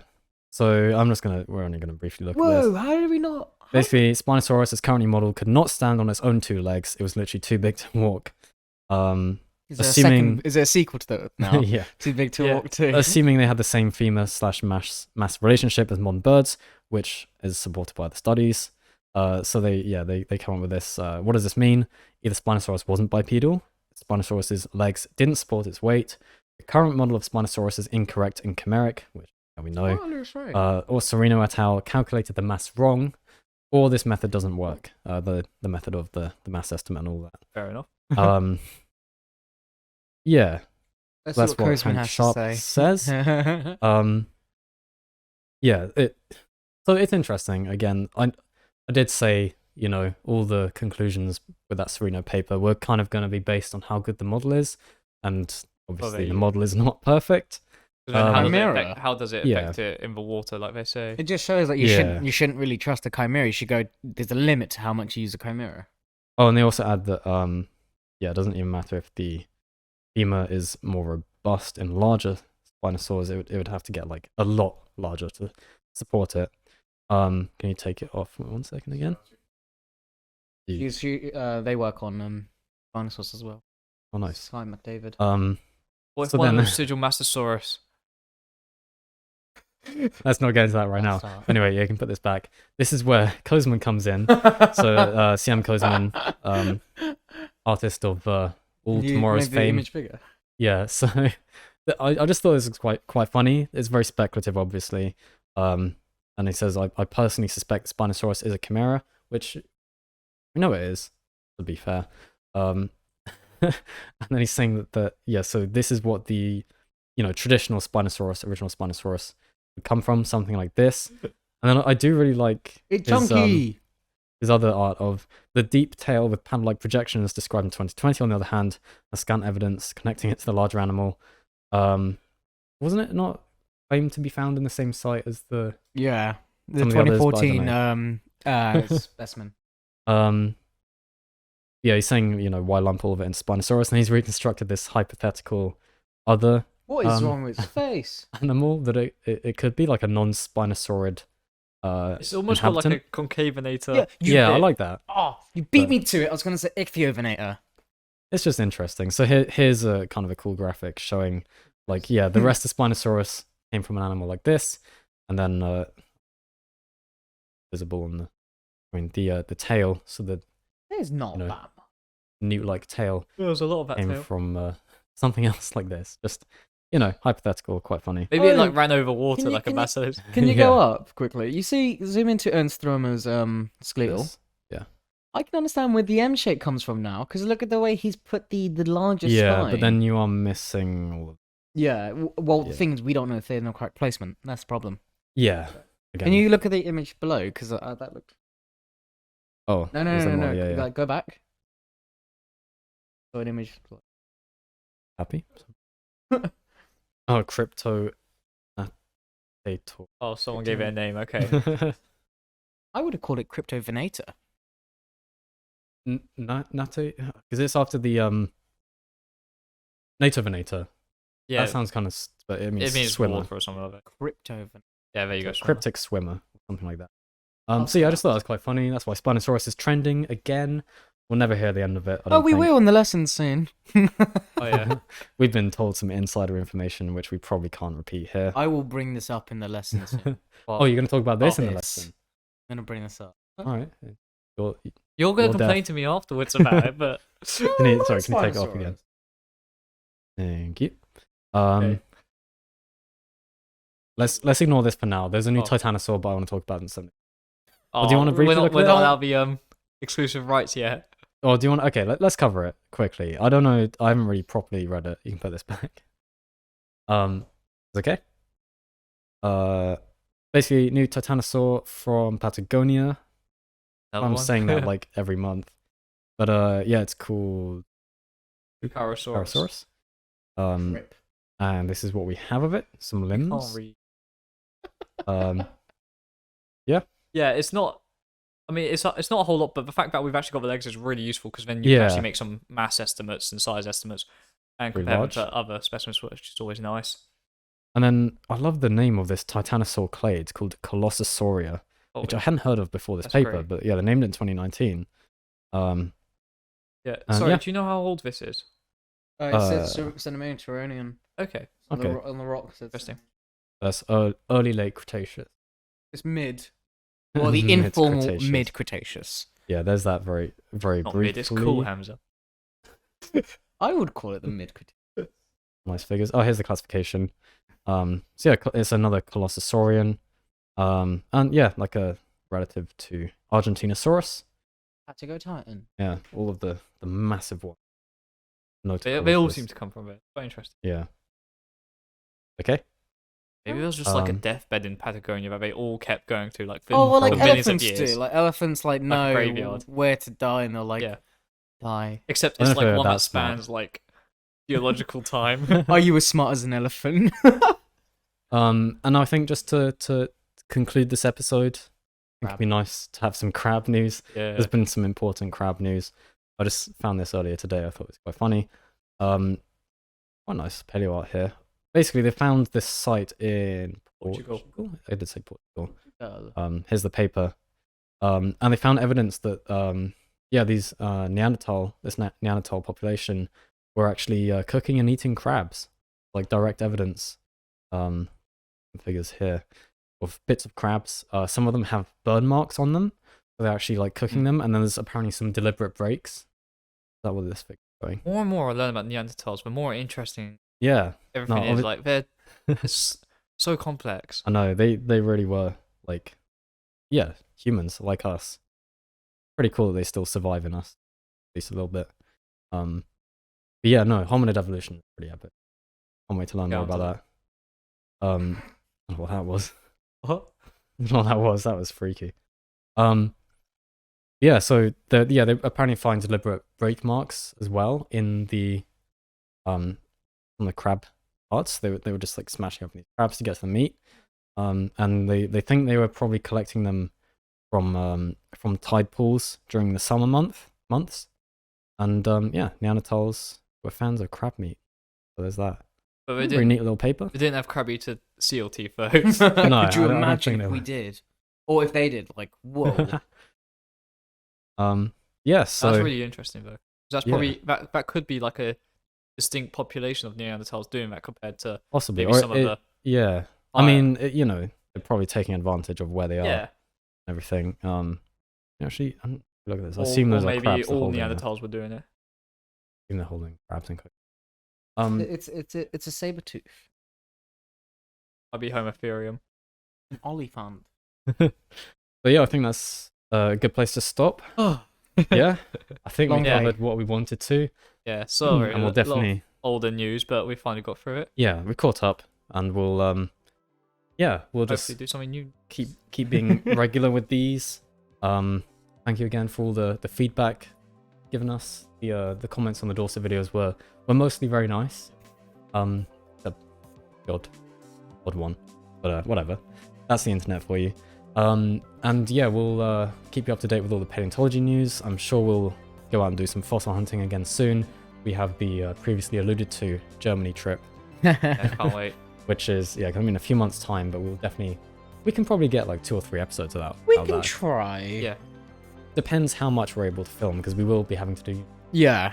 at the same time, but we are going to some pretty amazing places. It might be that we just do discussion videos at the end and like just take photos throughout the day if we are Yeah, we could do strapped that, for but time. we're You were definitely, photos. we're definitely gonna have to Yeah. film bits. By the way, I was just saying, Balaenognathus is absolutely tiny. Have you seen the What actual was- fossil? Like on display, Is it's it? really small. Can't wait to see that. That's gonna be cool. We can have interviews with Martill Yes, you'll be it. coming along While with we're us. on location. That's gonna be pretty cool. Thank you for watching, and let us know what you thought of that T-Rex paper, Spinosaurus stuff. Let's get cancelled over Spinosaurus again. Fun. And yeah, thank you so much for watching Boneheads. We'll see you next time.